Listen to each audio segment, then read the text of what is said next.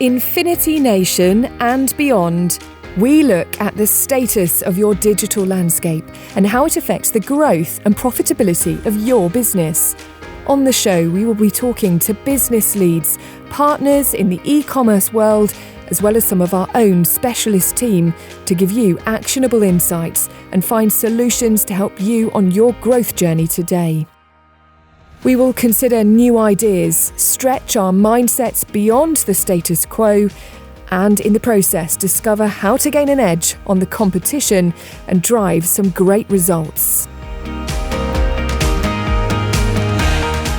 Hi, my name is Keck, and thank you for joining me. In a post-Brexit UK, brands are unanimously looking at solutions to ensure their presence beyond British shores remains seamless. Global e-commerce experts are a key member of the community, providing end-to-end solutions not only on tax, obligations and VAT, but even warehouse and storage. Today I'll be talking with Riki Hooker, the General Manager at GEE. We are going to look at some of those common pitfalls, what to be aware of when you're looking to expand your reach to new territories, and what are the best tools to arm yourself with before starting out on this new adventure. Welcome, Riki. How are you today? I'm very good, thank you. Thanks for inviting me. A pleasure. So I think we'll have some good discussions today. What types of things do you think businesses should be looking at before they start with their overseas expansion plans, from your experience? It's really important to start with a targeted and structured approach. Get advice, plan compliance, and some of this will depend on whether you're very new to export or whether you're re-establishing EU connections, perhaps post-Brexit. But it's a big world. There's 740 million Europeans who are, broadly speaking, tech-savvy online buyers. There's 580 million people in North America. Your product and your service evaluation will help you to understand where it's right to go. Should you just choose English-speaking nations initially, because that'll save quite a lot of cost and pain further down the road? Interestingly, GE partners with a new online marketplace called OnBuy, and their international rollout is along those lines, English-speaking nations. So that's an interesting way of going about it, but most of it will depend on product and service. Taking advice, getting compliant with things is the most important place to start. For most, I would suggest just getting started in Europe, beyond the closest sea-locked border from the UK into Europe, which was of course formerly much easier and is now slightly more challenging. It's probably the closest port of call for most, and is probably the right place to begin. But I think the most importantly, taking time to begin the process and understand all of the different components that are going to be involved in terms of getting tax EORI number for Europe, for instance, over and above the one that you have in the UK, or VAT registration, logistics, whether you need to keep stock abroad. These are all things that you can get down into a strategic plan from the beginning, and that's a really important place to start. So did you have like a mini checklist or top 5 tips of what to do? There's some really good export information provided by the government on the government's export, the government government website for that side of things. That's a really good place to start.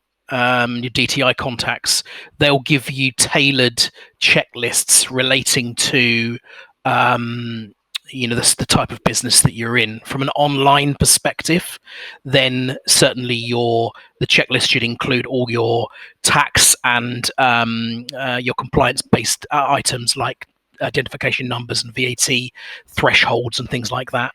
And then beyond that, if there's any safety-based information that's required regarding CE certification post Brexit when things have been approved for UK use, things like that. But the government export website is the best place to go for a checklist like that.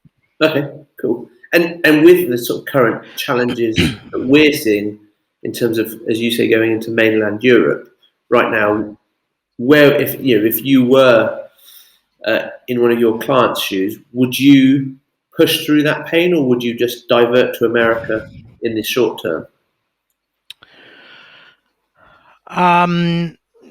No, the United States comes with, and North America comes with its own unique and far from insurmountable challenges. There's huge cultural and corporate trading differences despite common language. So typically we would suggest that the first place to start would be geographically closest, but some of that will depend on the product and service that you're selling. Okay, so what's the most common shortcut you see businesses doing that causes them more pain in the longer term? Very commonly we see businesses exporting by default, so responding to an existing or a new lead or opportunity that might have been presented to them, and under their own entrepreneurial hunger to service that lead or opportunity, they go ahead and begin exporting by making the sale, and then they work their way backwards to plug the hurdles and the challenges that come in doing that. We see that very commonly and find that that's the way to cause more pain in the long term, because very often you're providing short-term solutions to moving stock into a country, or you have to retrospectively sort out compliance. So from a service and a quality perspective, that's the most usual thing that we would see as the wrong way of going about an unplanned expansion, if you like. Yeah. And do you, from the experience that you have at GE, are you seeing many people doing sort of some semi-sensible analysis of what I would call the 80-20 rule, where they look at 20% of their product range is driving 80% of the revenue per se in the UK, and do they then sort of analyse to see if there's the same type of demand for that product within Europe, be it France, Germany, Benelux? Very much so. I think and for some businesses where there's been a slowdown of immediate homegrown trade, not for all, of course, some businesses far from having that situation, but for some that's given perhaps a bit of bandwidth to be able to go ahead and put together a feasibility study of some description, however formal or otherwise, of looking into the opportunities within e-commerce in different markets. Straight from the outset, the e-commerce market in Germany is of equal proportion to that of, if not slightly bigger, to that in the United Kingdom. So immediately you have, the opportunity to double your market with, very tech savvy e-commerce ready buyers. So from whatever product and service that you're selling, it's very easy to be drawn into the scale of the opportunity beyond it with just from the German market. The United Kingdom makes up, really in round non-statistical terms, about a third of the European e-commerce market for online trading platforms. Germany is the other third, and the rest of Europe is the remaining third. So it's quite if you tally that up against your own online statistics of and traffic data, you'll be able to quickly get a picture of where to begin this process and where your customers might be. So I think that yeah, absolutely. It's the European market is a good place to start with. With once that feasibility study's been done. So I think companies are working to put that legwork in first to kind of do that strategic plan, and some of that's going to be logistical. Some of that's going to be about how you physically get the goods into Europe. Do you need to split your stock if you're selling tangible goods? Do you need to store some goods in the UK and do you need to store some goods in Europe? So as a third party supplier, a third party logistics supplier, we have a building in both the Netherlands and in the UK.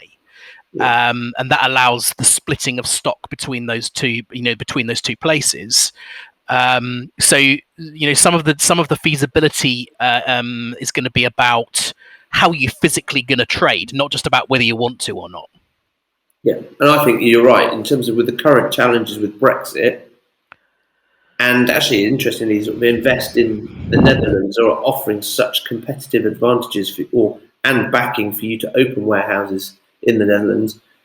When the ship turns up the English Channel, whether it turns left or right doesn't really bother them. Yeah, I think that the Netherlands has given opportunities which are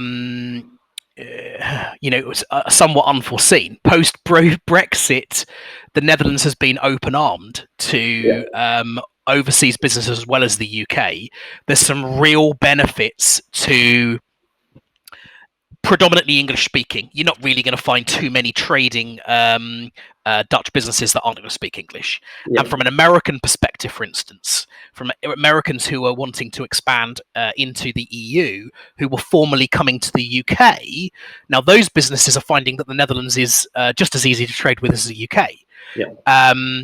Take then aside a fantastic logistics network across Northern Europe, and also VAT deferment of your imported goods, which means that your working capital is not being impacted by paying the VAT on the point of entry. Again, if you're selling, tangible goods, that makes some really, makes a really big impact on the amount of stock, your capital tied up in stock if you're having to split stock between two particular places.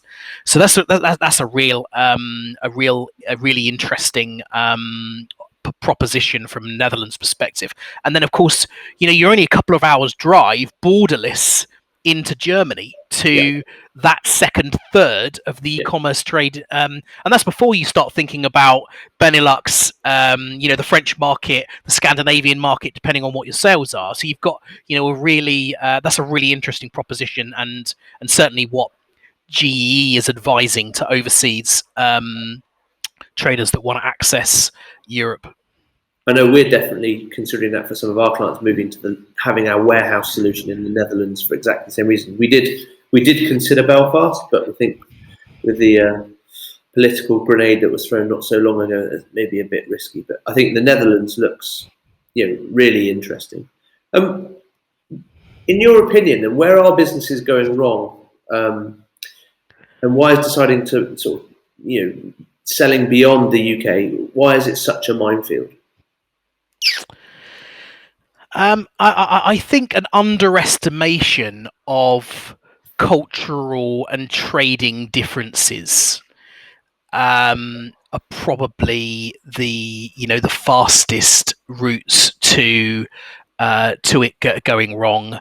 Underestimating the extent of nativization that's necessary from your website and from your e-commerce, all your e-commerce solutions. I think it's not just a case of translating descriptions, for instance. Got to make sure that your meta tags and your indexing is all translated as well, or else you're not going to rank properly in those countries in particular.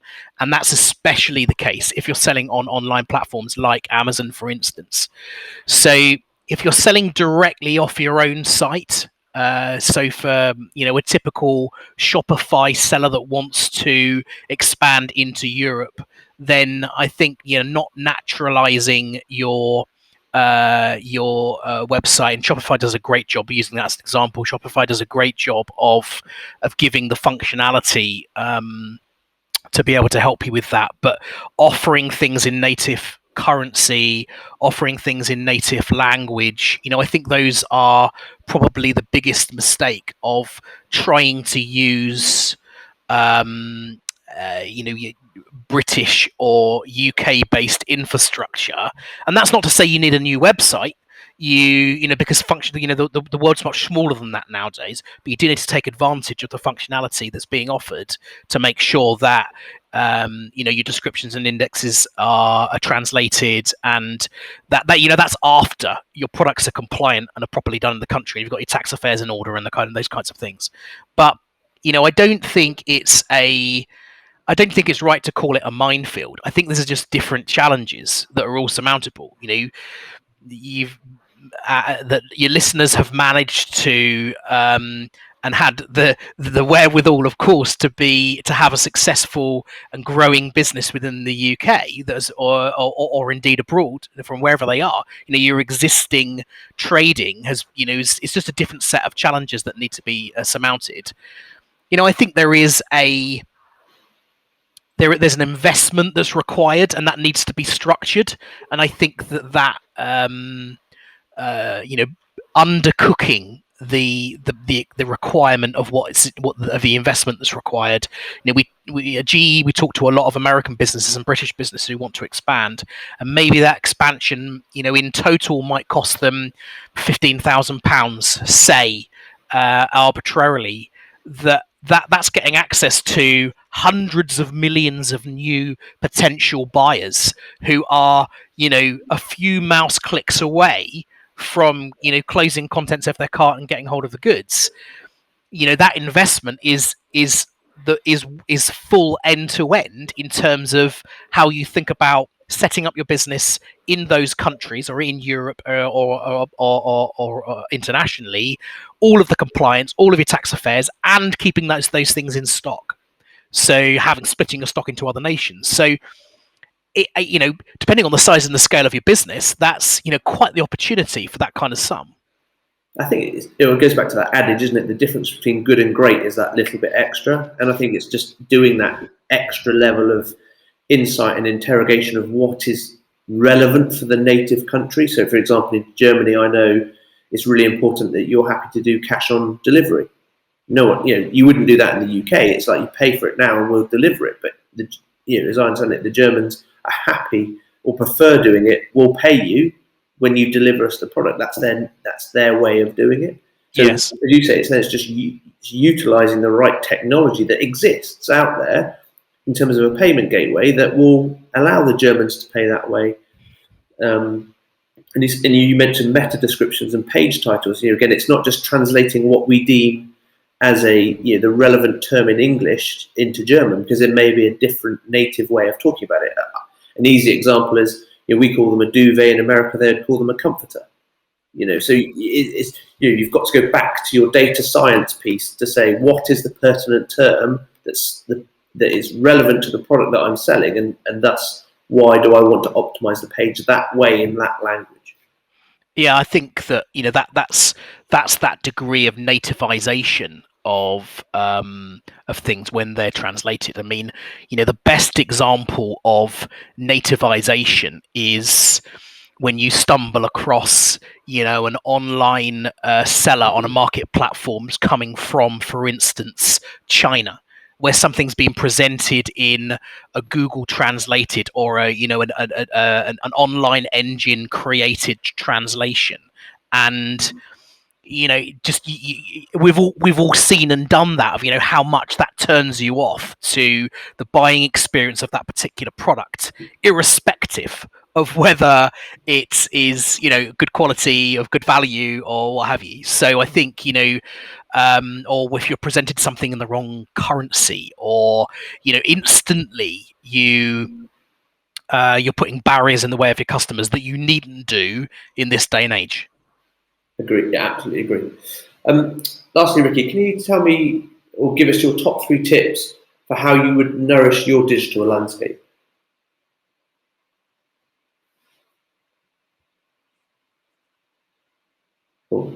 We've lost your sound, Rick. This is not one of the tips. Be bold. The international market is ready for your products, is ready for you. At the point where you want to grow your business beyond your own borders, the international e-commerce world is ready for you. So I think be bold, very importantly. That's not one of my tips to Nourish. My first tip to Nourish is translating and nativizing currency and pricing and spending the time to do that. My second tip is making sure you can properly manage your CTAs. We see lots and lots of instances whereby online sellers who are, for instance, based in the UK, they might have great CTAs all the way across their site. They'll have, online chat. They'll have, contact numbers and stuff. But if you're selling to a Californian or you're selling to, someone in a different time zone, your staff have gone home by the time that call to action comes and lands in your box. So make sure you can properly manage the degree of trade that's going to be generated in the time zones and the way that you do this. And thirdly, I've touched on this very slightly, but using third-party logistics providers. That's what makes your product seamless to get to market. That's what handles your returns. That's what gives you next day delivery with and the service and quality expectation that those customers abroad are going to be expecting. So in essence, treating those buyers with the same degree of giving them the same degree of quality and service as you would do at home. And I think your second tip there is one of my biggest bugbears, or one of the things I often talk to our customers about, who will say to us, we've put live chat on, and it's like, great, so when is the website busy? And they go, typically 7 p.m. till 11 p.m. at night. So great. So when is live chat manned? And they'll say office hours 9 to 5. So as you say, it's all good having that support and those call to actions there, but there needs to be a follow through. So I think you say, really, if you're an online retailer now, you're a 24-hour operation. How can your customers talk with you over that 24-hour window?